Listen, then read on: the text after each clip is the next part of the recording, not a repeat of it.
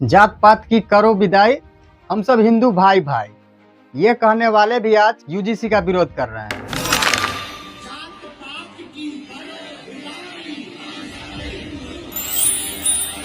जो लोग 4 दिन पहले यह नारा लगा रहे थे कि हिंदू खतरे में है, वही लोग आज नारा लगा रहे हैं कि ब्राह्मण खतरे में है और जनरल वाले खतरे में है। जबकि एससी एसटी और ओबीसी वालों को समझना चाहिए कि कौन खतरे में है।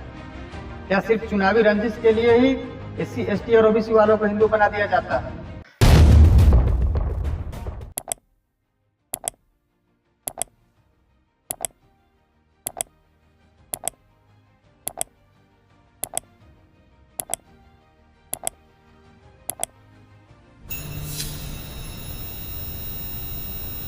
नमस्कार दोस्तों, हाल ही में संसद में पारित हुए बिल यूजीसी यानी कि यूनिवर्सिटी ग्रांट्स कमीशन, जिस पर काफ़ी बहस तेज हो गई है और इसको लेकर के कहीं यही कुछ लोग काफ़ी खुश है तो यही कुछ लोग इसका विरोध धरना प्रदर्शन के साथ कर रहे हैं। अब यूजीसी बिल को समझने के लिए हम साल 1956 में जाते हैं, जहां एपीजे अब्दुल कलाम द्वारा एक बिल लाया जाता है यूजीसी, जिसे संसद में पारित किया जाता है।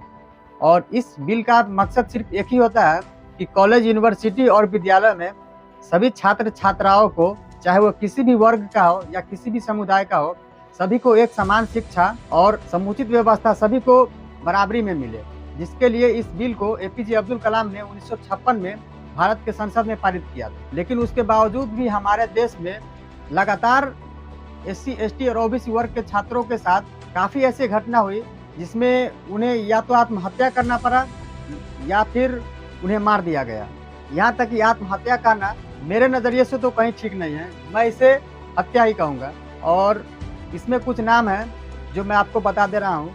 रोहित मेमुला, जो 17 जनवरी 2016 को अपने हॉस्टल में ही सुसाइड कर लेता है और अपने सुसाइड नोट में लिखता है कि हॉस्टल से निकालना और जातिगत भेदभाव किया गया। और वह अपने सुसाइड नोट में यह भी लिखते हैं कि मेरा जन्म ही एक घातक हादसा है और मैं जीने से ज़्यादा मर कर खुश हूँ। और दूसरी घटना है पायल तरवी, उस दलित छात्रा की जो जीएस मेडिकल कॉलेज मुंबई में 2019 में अपने हॉस्टल में ही आत्महत्या कर लेती है।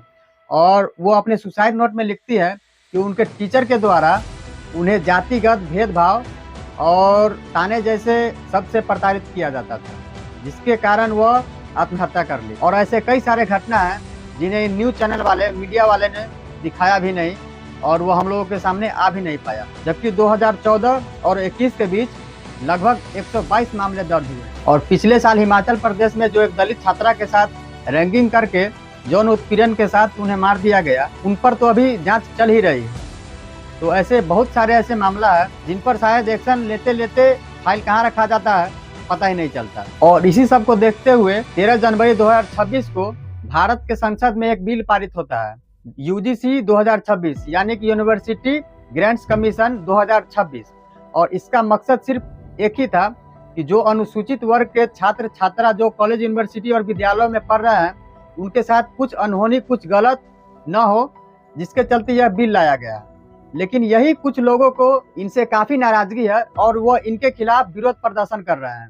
जबकि उन मानसिकता वाले लोगों को समझना चाहिए, ये जो दलित वर्ग के छात्र छात्रा है, एससी एसटी ओबीसी वाले, ये कई सदियों से पीछे चल रहे हैं, जिनके चलते ना तो अच्छी स्कूल में जा पा रहे हैं, न कॉलेज में, न यूनिवर्सिटी में। और जो जा पा रहे हैं उनके साथ रैंगिंग करके, यौन उत्पीड़न करके या जातिवादी प्रताड़ित करके उन्हें या तो वहां से भगा दिया जाता है या फिर उन्हें सुसाइड करने पर मजबूर किया जाता है। सवाल यह है कि क्या यूजीसी का विरोध करने वाले एससी एसटी और ओबीसी को हिंदू नहीं मानते हैं, या फिर उनको डर है कि अब तक जो विद्यालय, कॉलेज और यूनिवर्सिटी में जो जातिवादी गुंडागर्दी कर रहे थे और अपना धांधली जमा रहे थे, वो अब नहीं जमा पाएंगे। मेरा कहना है कि जब आप जातिवादी नहीं हैं तो फिर यूजीसी बिल का आपको समर्थन करना चाहिए, क्योंकि जब ईडब्ल्यूएस बिल संसद में पारित किया गया तो उस समय एससी एसटी और ओबीसी के लोग मौन थे, जो पढ़े लिखे लोग थे वो भी मौन थे, क्योंकि ये आपके अधिकार का बात है। और जब हमारे अधिकार की बात आई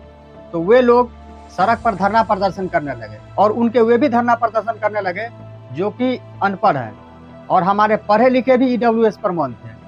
तो इसी से एससी एसटी और ओबीसी को समझना चाहिए कि ये जो चुनावी रंजिश में हिंदू बनाया जाता है वो अपनी आँख खोले और अपने बच्चों के भविष्य को देखें। तो हमारा कहना है SC ST और OBC के वर्ग के लोगों से उस समय भी एकलव्य का अंगूठा काट लिया गया, और आज भी जो रणनीति बना रहे हैं ये लोग फिर वही रणनीति लाना चाह रहे हैं। तो SC ST OBC वालों, अब तुम लोग समझो कि तुम लोग क्या हो, क्योंकि तुम हिंदू तभी हो जब इनकी चुनावी रंजिश चालू होती है, और चुनावी रंजिश में ही तुम लोग हिंदू हो। इसके अलावा तुम्हारी कहीं कोई गिनती नहीं है। धन्यवाद।